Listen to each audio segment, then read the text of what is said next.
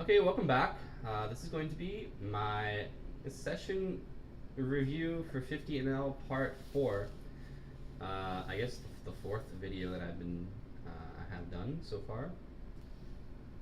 And I just woke up about 15 minutes ago, but I took a quick shower and I'm ready.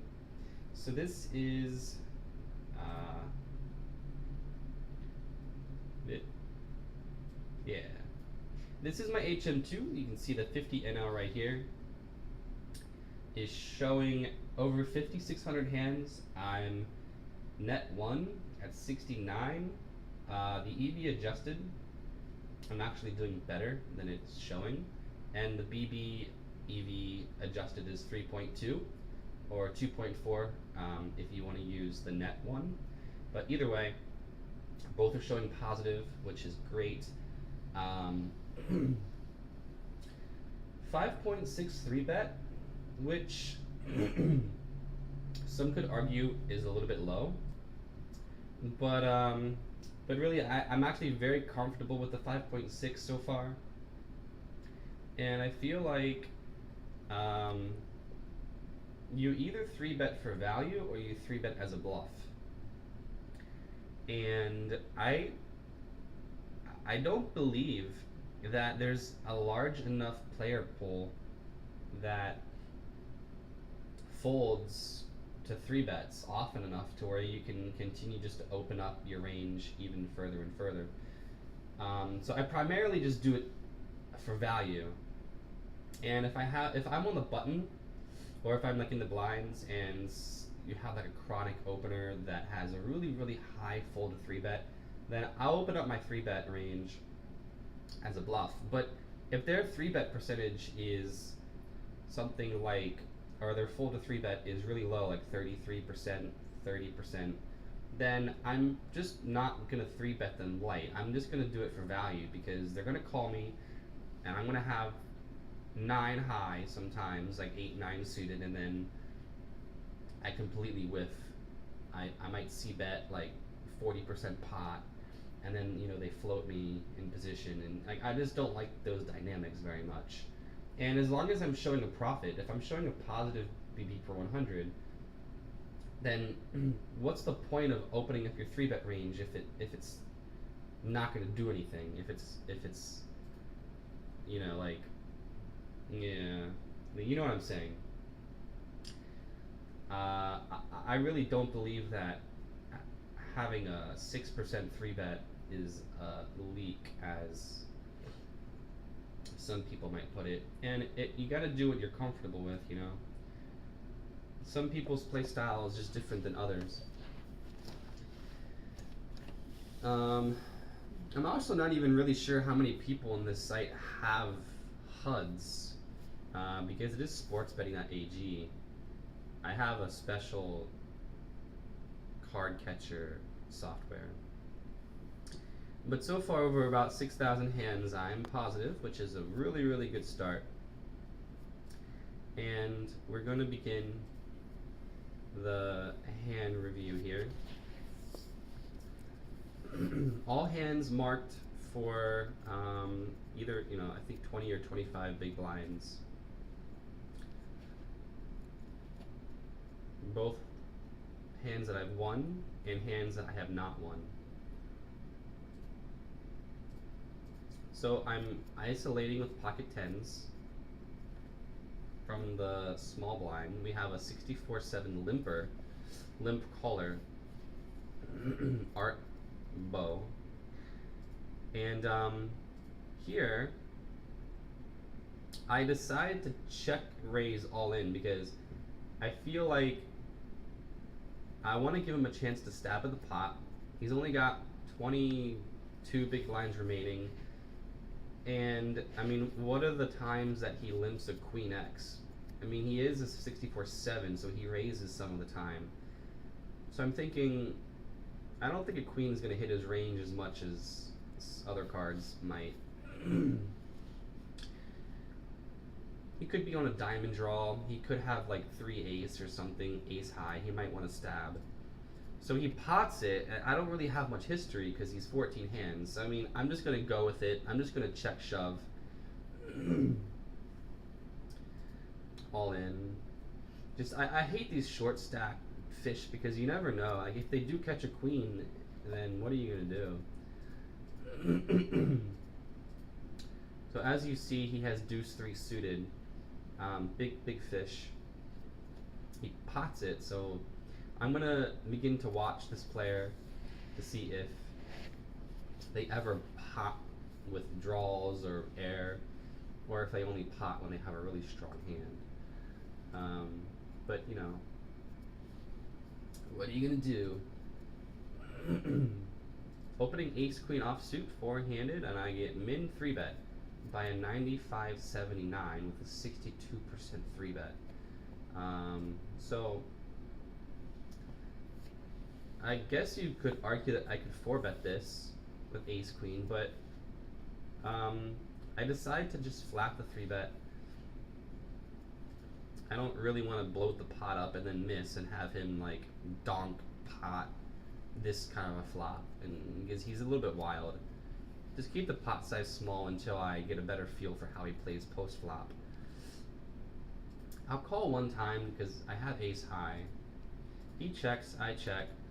He bets 943, and I think that this is a clear call because he is a little bit wild, and I don't really see him just spiking a 10 and then, you know, betting it and all that. Like, he checks the turn.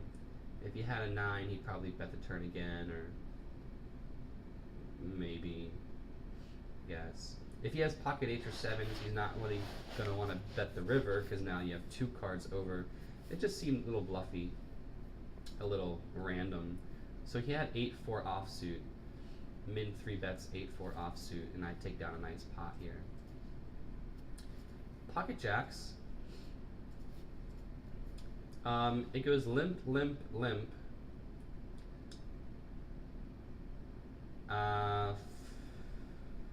And there's 225 already dead.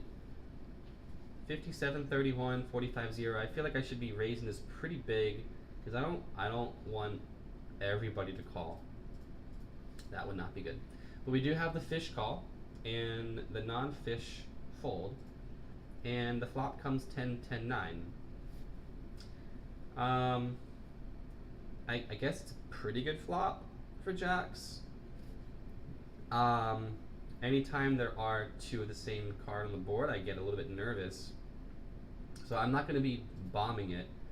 I'm just going to be putting out little stabs, little value bets, and I pretty much turn the nuts. I'm happy with that card. And I don't see any reason to check raise or anything like that. I mean, it's very possible that he does not have a 10x. He might have a 9, or he might have backdoor spades. He could have floated me with ace 8 of spades, or perhaps 7-8. He could have a straight, or he could have had a gutter like 6-7 of spades, something like that. Maybe queen, king. But anyway, if he does have a really strong hand, I expect him to just raise me at this point. So there's really no reason to check raise to begin with. So I put out a little value bet again. Calls, and I'm really happy about that. And at this point, I really don't think that he has anything too strong. And again, if he does, he'll probably just shove the river. If he has his 10x, or if he has a straight, he'll shove the river.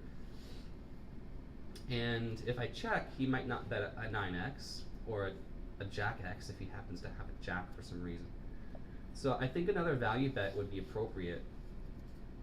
And you know, $16 into 35 is a nice little value bet, and it could get looked up by a lot of random hands, like even ace high maybe if he's super fishy. But he folds, and sadly I don't get that river value. King 10 offsuit, isolating the 37-8, and they call. I c-bet, half pot. I check my 10 on the turn, And here I river 2 pair. I runner 2 pair. So I'm gonna bet pretty big. More than half pot. I feel like he could have a 2 pair as well, like maybe 9, 10, king 9, ace. I'm not really worried about any. I mean, Jack Queen I'm worried about, but other than that, I'm not worried about anything really. So when he jams, I'm happy to. I guess I could have put them all in for 128, but like, what's the point? I mean,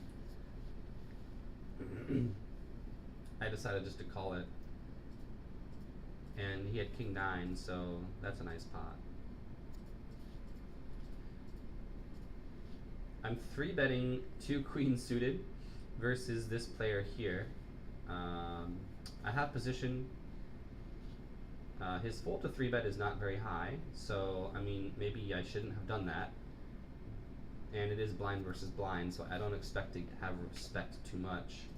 But either way, I don't think it's too bad. The flop is pretty dry, Jack 6 deuce, and I see bet half pot, and he check raises pretty big. And because I've already played a few hands against this player, I decided to call. Because most of the time a deuce is going to be okay. It's going to be good. I mean, is he really doing this with 6 ace? Or 2 ace? Or pocket 5s? I don't expect a jack to be doing this either. Flush draws and air balls and things like 4-5 suited. Things like that. But I just wanted to see what he does on the turn. And he over jams the pot here on a card that I don't think hits his range at all. Except perhaps he could have a 10x of clubs and he could be turning like a second pair plus clubs into a bluff. They try to push me off a weak jack, like Jack Queen or Jack King perhaps. So I feel like there are a few hands that he could have. I don't think he has Jack 10. I'm not going to ever give him credit for pocket 6s. But I think I don't really like making hero calls like this so much until I have better reads on them. But I did tank a little bit. I was actually considering calling with a deuce because this seemed super fishy, the way that he's just shoving the turn after check raising the flop.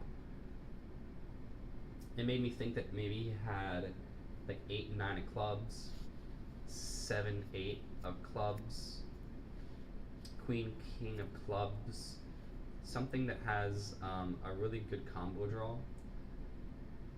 But again, I mean, I give it up. I sissy out.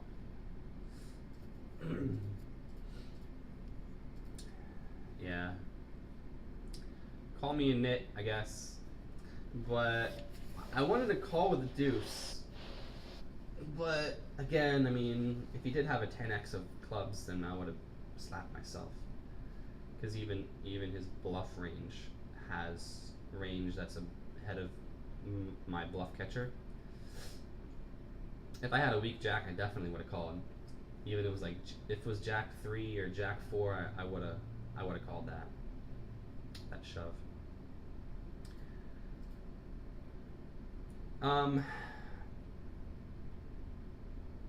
I don't mind c-betting flops like this because a lot of the time it's hard for other players to hit. I mean, even if they have something like ace of spades with the 3 of hearts or something like that, they're not going to want to really call.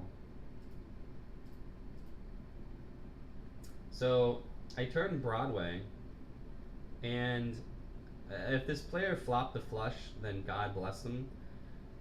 But he only has 20-something big blinds remaining. 26, 20, 27-ish.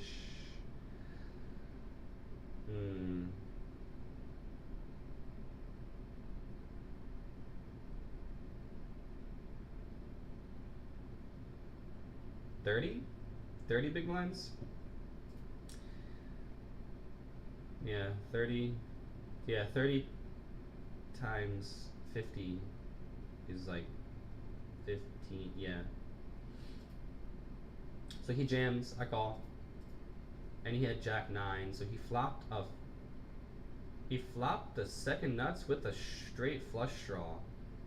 That's a nice flop for him, but sadly, poker involves more than just 3 cards.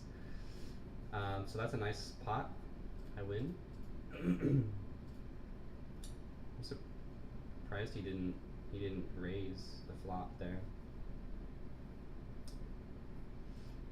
Or maybe he just wanted to hit the straight flush really badly. So I try to isolate this limper with Queen Jack suited, and Gamsey ruins my plan. But I do flop top pair on a pretty drawy connected board, and I don't need to bet too much because this player doesn't have too much remaining. If I bet and he calls, then this player is going to jam, and then I can call, and then maybe Gamsey calls, and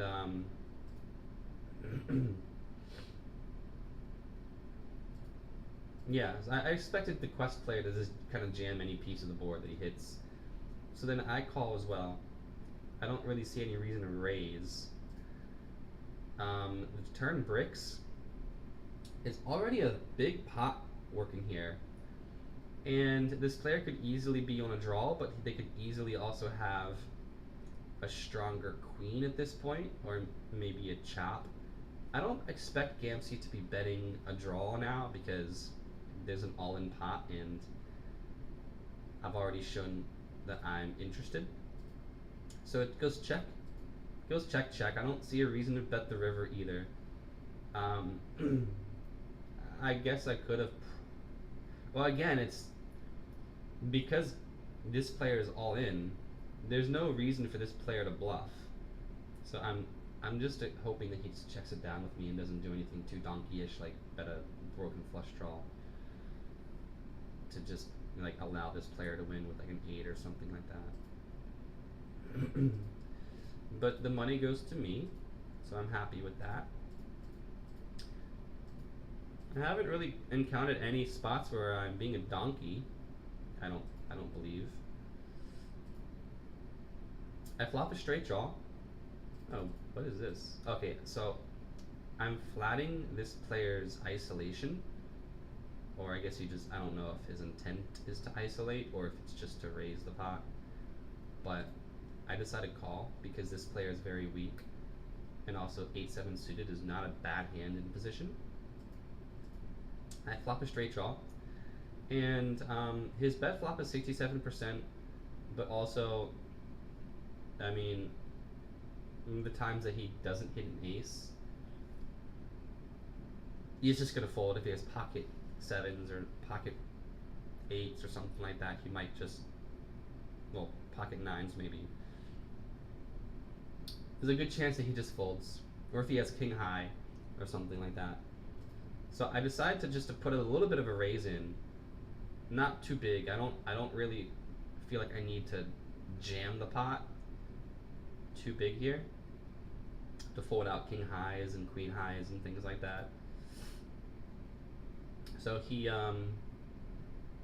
makes it even bigger. He three bets. He three bets. No, that's a 4 bet. And he 4 bets me. So now it's like 11. No, not even that. It's like 1075 or something like that. I don't have my phone. I think my phone's in my car right now. I should probably go get that after this is over. Okay, so let's just do some mental math. I have to call like $10. The pot's 30, so that's 10 divided by 40. Call size divided by pot plus call size is 10 divided by 40, which is 25%. He's giving me like a 25% equity to call.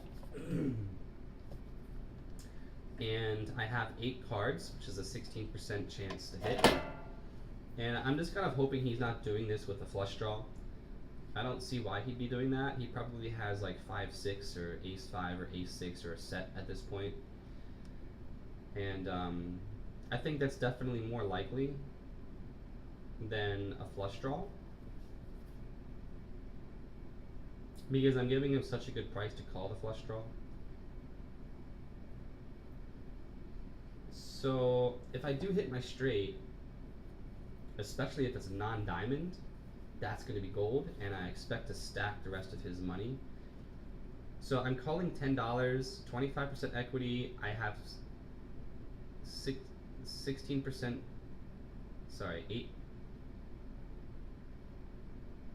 16% to hit my straight. I think that's a clear call. I'll call one time. I'm not gonna plan on calling like a shove. If he does shove. Oh yeah, he does decide to shove. So I can't call there. That's fine. It would have been nice to bink the straight though. I'm trying to isolate. Well, no, I don't think I realized this player limped. I was just trying to steal the blinds. This is my button sizing. But he donks 68-30. Donks into me. I have second pair. Oh, you know what? This Seeking Truth player is the one that triple barreled me with the 8-4 offsuit, I think, earlier. You know, we could actually.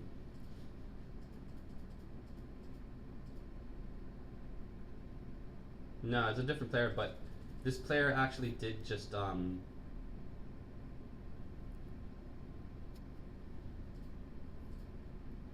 did triple barrel bluff. So I decide to call him down again. Oh, this is the hand. Okay, so this player seemed really wild, and I was watching him. Even though it was 46 hands, I was watching this player because I like to watch the big whales to see like what the hell they're up to. And he showed a bluff against somebody else, very spewy bluff against somebody else. And so I'm like, okay, I'm just gonna get sticky. And now look at how the board runs out though. So he donks the flop. So okay, I'm thinking he could have a queen X. The king comes out. He bets the king really big as well. So he didn't raise pre-flop. He's 68-30. Okay, which means that he's going to be raising queen king. He's going to be raising ace king and things like that. So he could have king jack or ace king at this point. But I'm not going to give him credit for a queen X whenever he bombs the river. He could have queen jack, king jack, maybe weirdly played ace 10, but it seems really spewy because he's betting every time the board improves. He just keeps betting. He's not giving up. And he didn't raise pre-flop, so I'm not going to put him on queen jack or king jack or ace 10. It seems like maybe he has 7-8 or even something like 3-4 or deuce 3 or 8-9 or a weaker 6 or maybe a 5x that try to turn their hand into a bluff. So I get sticky and it pays off that time at least.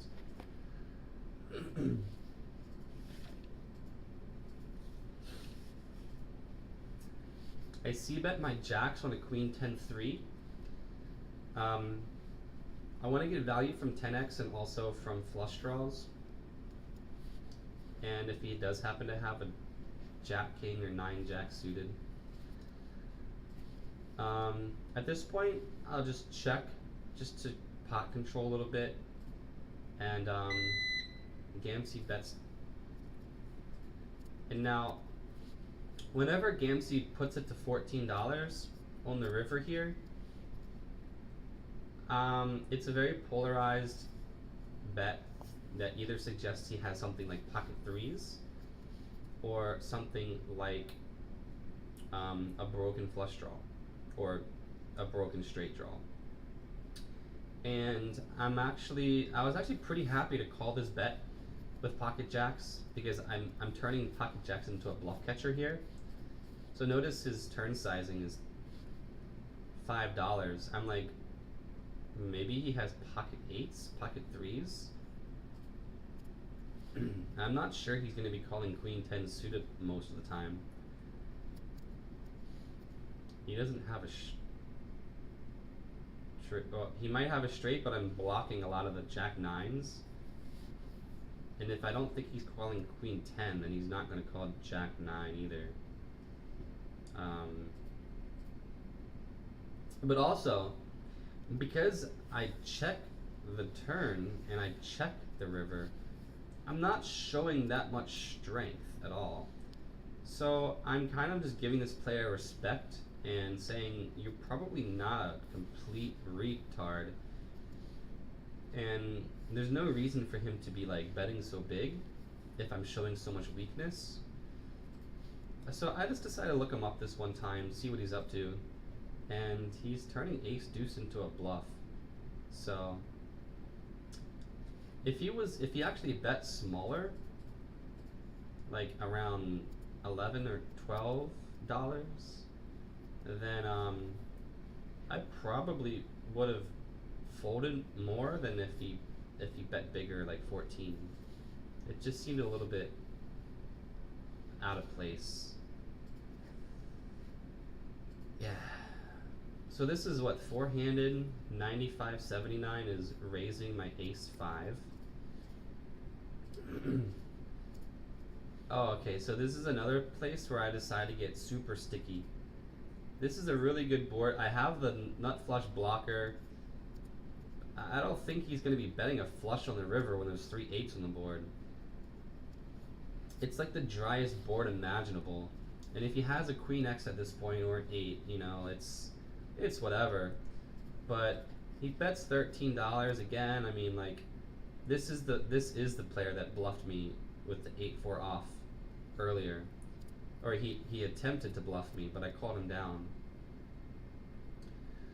And this time he has pocket kings, so not much I can do there. 95.79, 62% 3-bet. I already saw him triple barrel with 8-4 off suit, basically 8 high. So I was very happy to call that, especially on that board. So I'm isolating with pocket aces, and we have a fish that limp min 3-bets. And because they don't have a lot of money behind, they don't have a full stack, I don't want to scare them off with like a $11 or $12 4-bet, because they might fold. I don't know how they play, but I mean, there is an option that they fold. It's possible. And also I'm thinking, if Gamsey calls and this player calls, it'll already be a $24 pot, and it'll be very easy for me to just get my money in versus both of them. It also allows the option for him to call, for Kojak to shove, and now he's going to be in an awkward spot whenever I call. But Gamsey folds, Kojak calls, flop is king, queen 4. Again, he doesn't have much money behind him, so I just put a value bet in. I expect him to shove all his draws, all of his king and queen X at this point. 9, 10, 10 jack, things like that. So now, $42, 13 remaining, king, queen, queen 4, I have aces. The whale checks. And I just, I decided to jam. Pretty obvious jam right here. Now, this is a funny hand. This kind of made me laugh a little bit, because Kojak tanked forever, really tanked hard, and then ended up calling.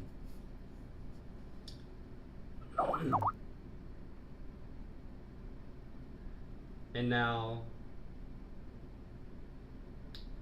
the money starts to go to the whale, and I'm like, what? Did he just spike a boat on the river with pocket jacks? But no, he had ace 10, so he limp min 3-bets with ace 10 offsuit calls the Broadway gutter ball and then stacks off on the river. So I lost a really big pot there. Okay, so we have ace jack suited. Opening from under the gun. And I flop second pair. So at this point, this is the player that bluff shoved king high on a 9-9, 10-10, 6 run out. I think that hand is actually going to happen later in this review session, but I decided to just turn it into a bluff catcher because I think that this player is probably going to be pretty bluffy. But if not, then I'll just have to adjust. So I turned trips, which I'm very happy about. He bets 5 into 8. I'm just going to call. And now on the river, I'm trying to figure out what I can do to get a really big amount of value. And I want to get a little bit of value myself, but I also want to set him up to try to bluff me. So if he has a king X, or maybe like pocket 10s or something like that, what I do is I bet 448 into 18, which is going to get him to call me with ace high and things like that. Maybe he thinks I have 10 queen, but if he has 10 queen or broken spades on the turn or something, he's going to want to some of the time jam the turn or the river, not jam, but like raise really big. So what happens is he puts it to 25-50, and I set myself up for this, and I mean, I'm very, very happy, extremely happy to call this, because I have the nut trips. If he has a boat, then that sucks for me. But now, I mean, at this point, I'm only calling like $20 into 48. It's a really good price, and so I call. And the money goes to him, and he actually has like the second nuts, so he has Jack King. That kind of sucks for me, but what can you do? I was getting tricky. I think that I made a really good play, and I don't see how anybody's ever going to fold that river with the nut trips on that board. He's not going to have pocket 7s usually. Pocket 5s and Jack King and a chop for ace Jack. And the other thing is that I wanted to give him a chance to raise the board really big with a weaker Jack, like Jack Queen or Jack 10 suited perhaps. So yeah, that was just bad luck. Okay, so I'm opening 10 Queen suited under the gun 5-way, and we have a really big whale in the blinds, so I'm really happy opening 10 Queen suited. And I get 3-bet by the whale. And I mean, it's pretty close. We have another player behind me. It's only like another $1.75 to call. So yeah, I call. That's fine. He opened jams for $34 when I flopped 2 pair. And I tank a little bit, just a little bit, and I make the call just to make this player feel like he's a little bit safer. I didn't want to like snap jam all in as well. I'm happy if this player calls me. So at runners, and he has pocket kings, so he runners a straight. What are you gonna do? So I lost another big pot. That's the second big pot I lost to a fish, to like a runner. The other one was the Broadway that I lost to aces. 4-outer, basically. Opening pocket 2s, and I flop a boat against a whale. So I bet half pot, and I bet half pot again. I just want to like build a pot a little bit on each street. If he has a queen, I'm expecting to get raised a lot of the time. And he didn't 3-bet me, so I'm not going to give him pocket 10s. His 7% 3-bet, I'd expect to be 3-bet by pocket 10s a lot. So whenever he checks again, I feel like he might have a 10x. If he floated me out of position with ace 10 or something like that, he's going to want to call a big bet. So I bet pretty big. He check min raises me. He has $20 remaining. He check min raises me. I basically have the second nuts at this point. I guess he could have pocket sixes. He could have gotten there with pocket sixes. But okay, so I'm gonna give him 3 combos of pocket sixes and then like queen 10 basically. Out of like all the other queen jack, queen king, ace queen. Queen 6 suited maybe as well, because I mean he is a big fish. Queen 2 suited. I mean, really, I don't know. I mean, I jammed over the top, and he calls, and he had queen 10, so that's what, like the biggest pot I've lost this session, I think. So I have 10 king suited.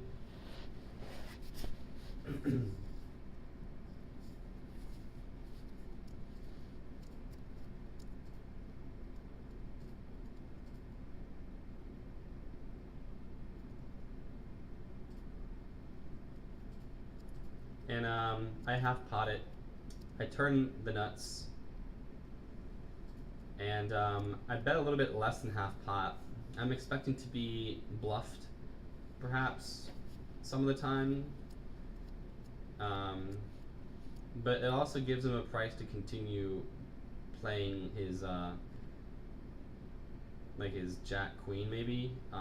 You know, just whatever. These players are so random sometimes. I just want to set him up to bluff me. Hopefully he'll do something crazy. So I try to, I don't really bomb the river, but I bet a pretty good bet on the river here. And then this player jams. And obviously I call because I have the nuts. And he jams with jack king suited, which is like, I'm in this conversation with this other player that is playing at 100 NL, and he's trying to argue that it wasn't really a bad bluff. I personally think it was an awful bluff. I mean, yeah, blockers, like you can say blockers all day long, but I actually Equilab this as well, and you can see my analysis of the Equilab. Well, actually, oh, I'm sorry, it's on the other screen. So I'm giving myself 8-9 suited. 10-9 suited is in there as well. Yeah, okay. So it looks like jack 9 suited plus 10s plus 9s, jack 10 off plus from a cutoff. I think I'd open jack 10 off a lot of the time. King 9 off plus queen 9 off actually sometimes as well. I mean, it depends. It could be like, it's either or depending on the table. These two right here. Queen 9 off, I'd probably open the cutoff a lot of the time. Jack 9 off, probably not. So we'll just keep it at 50 combos. You can see it right here. 50 combos. And I actually used the card removal as well, so I set up the board as 9, 9, 10, 10. I gave him Jack, King of Hearts, and that's my range right there. I mean, I don't think 50 combos is a joke. I think that's quite a lot of combos. And I do triple barrel, and I bet the river even bigger as well. So I just think that that's a really, really bad spot for him to bluff. And if he wanted to bluff, all he really had to do is just like min raise. He could have just min raised the river. He could have just made it like 26 and then made it another $13 or $14. And I'm not gonna want to call that with ace high. his king high is already ahead of a lot of my bluff combos. If I wanted to bluff like Jack Queen, or there's really no reason that I'd be bluffing 7-8 at this point. A lot of my underpairs could bluff this as well. Like if I had pocket sixes, pocket sevens, eights, fives, broken, weaker. Well, there's not a lot of weaker heart draws, but there's a lot of combos that I could potentially bluff that he's ahead of. And I'm not going to be bluffing ace high here very often because it's ace high. Like that's actually pretty good showdown value on this board. So I think all he needed to do was just to min raise, or maybe make it to like 30 or something like that, and then fold to, if I jam over the top, he can still fold. I think that he's just investing too much money whenever he could easily just, I could have a boat at this point. I don't like his bluff at all. I think it's complete and total spew. And if he is going to bluff, I really would have liked to have seen him just min raise it, or maybe make it to like $30, rather than investing the rest of my 32. He could have invested maybe like 20 and still saved like 10 or $12. It seems very spewy from his point of view. So I limp pocket threes because this whale limped, and I have confidence that I can build a pot post flop if I do flop a set, which I do. And so I'm gonna bet. I probably should have bet this even bigger. I don't like my 434 sizing here. This player doesn't show any interest at this point, so I'm not going to give him credit for a queen, and I don't expect him to get to the river with tens or jacks at this point either. So I'm really looking to get value from the whale. And getting value from the whale means that I should have bet around $5, $5.50, and his 8x and spades and queen x are going to call me down all day long. So he does call. On the turn, I need to make the bet bigger, like 12. So again, the sizing is really bad. The jack opens up a lot more possibilities of pairs plus draws, like jack 10, jack 9, 8, 10, 8, 9, queen 10, queen 9, spades plus straight draws and all that stuff. The $10 bet here is really, really bad. I mean, if he has 9, 10, then that sucks for me. But okay, so I boat up, and he basically bombs the river. So I can't give him credit for a. Well, I guess he could have a boat, but he also could have a lot of flush combinations, and also maybe even 8x combinations if he's super fishy. If he got to the river with an 8x, like 8 ace, 8, 9 perhaps. So I put them all in. He has the nut flush. He limped. He limped ace king suited. That's a really nice pot that I won here. But I don't like my sizings. He would have called a lot bigger bets with his combinations on this board. And that actually concludes all my hands. So I'll see you next time. I'll try to be making a video every day until I get into 100 NL. So probably another 30 more videos at least I'd be making, and these videos are so extremely helpful for me because I get to really, really analyze my play. I try to be as objective as possible, and whenever there is a hand that's super awkward for me, I talk to these two guys in my Skype group, and they help me rethink things a lot of the time. I don't always agree with them, but that's poker, and I really feel like I'm improving my game a lot. So you'll see me at Hunter NL pretty soon. I'm very sure of it. And peace out. See you next time.